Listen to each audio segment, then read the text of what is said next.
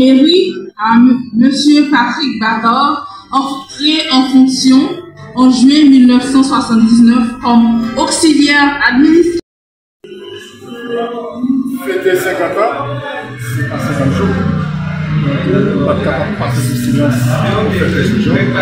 C'est un rêve créé en 1975, en 2025.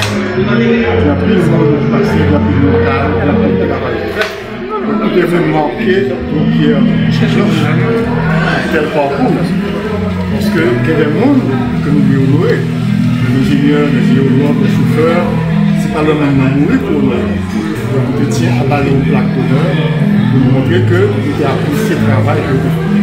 Il y a un peu qui mourit déjà, il y a un peu qui a l'étranger. Donc, ça qui est présent ce là, pour que tient à ce que nous avons les plaques d'honneur. Donc, on s'est rappelé, ce parcours, c'est comme ça, de 1975 à 2020. Dis que ça que nous faisons. Qui change votre vie, et surtout, l'espoir que nous mettons dans le secteur pour les 50 ans à venir. Parce qu'il faut regarder l'avenir. Il ne faut pas chuter seulement sur le passé. 50 ans passés. Mais l'avenir devant nous. Qui ça que nous pouvons voir là? On va parler de recherche de métaux rares. On va parler de transition énergétique. Donc il faut que le secteur adapté objectivement à la nouvelle donne de l'industrie minière. Donc non seulement c'est une commémoration, mais c'est une façon pour nous garder l'avenir. C'est ça l'objectif. Donc 50 ans après, si l'important c'est découvrir nous faire une gestion pendant 50 ans ça. Nous mettons en évidence le potentiel c'est bien dommage que nous ne pas mettre en valeur pour des raisons multiples. On a espéré que dans les prochains 50 ans, on va mettre en valeur à travers une politique de transparence, une politique de mise en valeur des ressources pour le bien commun. Donc nous pensons que c'est ça pour nous penser pendant les prochains 50 ans. La distribution de documents, nous allons tout le monde des documents, on dit exactement ça peut y aller. Ce sont des informations fiables, authentiques, l'institution publiée, pour que tout le monde connaisse. Parce que le sous-sol, c'est pour tout à l'heure. Le sous-sol appartient à l'État. Donc, pour profiter de l'occasion, comme nous disons, on sent que le sous-sol à l'île, faire commentaire, et puis, pour tout le monde informer de ça, il faut que la recherche continue, il faut que l'inventaire continue. Donc, nous pensons que ce bon bagage que nous faisons à travers le document, ça, parce que les journalistes regardent, commenter, fait des émissions sur ça. On connaît exactement, ça nous donne, on suspend de parler du bagage qui n'est pas vérifiable. Adapter, rechercher au marché de la matière première. Actuellement, à travers le monde, il faut un étau critique. Il faut que nous fassions une recherche. Et en termes d'énergie, il faut parler de transition énergétique.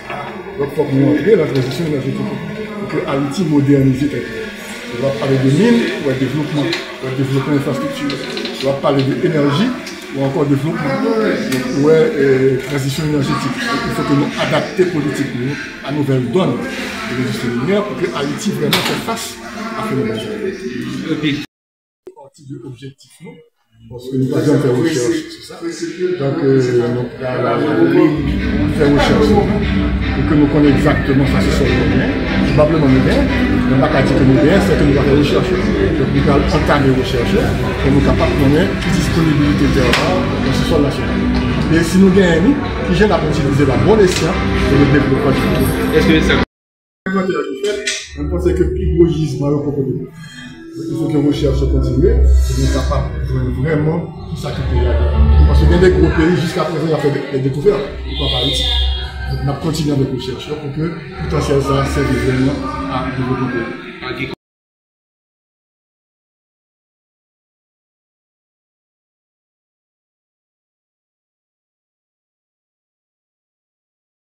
D'état des mines et des ressources énergétiques en novembre 1978 comme géologue, sous l'égide de son professeur Fritz Pierre-Louis, alors secrétaire d'État.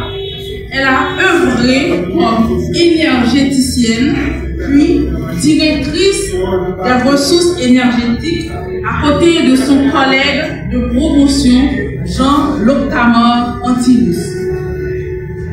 Que Que Suzy et l'Octamore soient remerciés pour les services rendus à Haïti.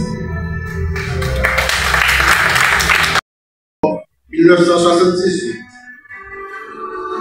Ancien chef de service des énergies renouvelables, il a œuvré surtout à la direction des ressources énergétiques à côté de ses collègues Jean-Guy Rigaud et Jean-Marie Rigaud. Qu'il soit remercié pour les services rendus à notre pays.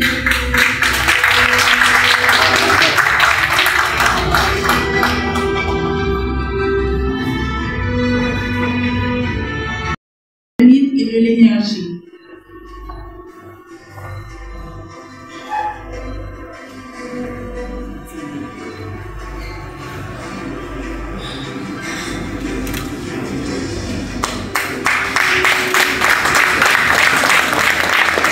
Nous avons l'honneur d'appeler M. Herman Jean-Louis, ingénieur géologue, directeur actuel des mines de carrière.